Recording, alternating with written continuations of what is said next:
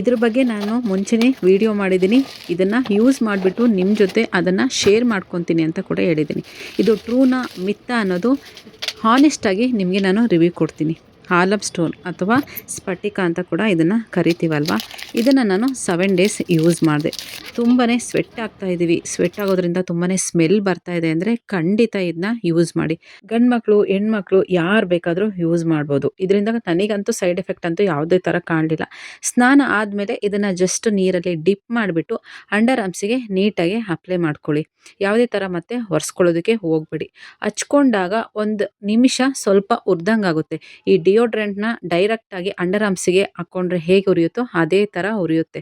ಆಮೇಲೆ ಸರಿ ಹೋಗ್ಬಿಡುತ್ತೆ. ಇದನ್ನು ಯೂಸ್ ಮಾಡ್ತಿರೋದ್ರಿಂದ ಅಂಡರ್ ಆರ್ಮ್ಸ್ ಕೂಡ ಬ್ಲ್ಯಾಕ್ ಆಗಿದ್ರೆ ವೈಟ್ ಆಗುತ್ತೆ.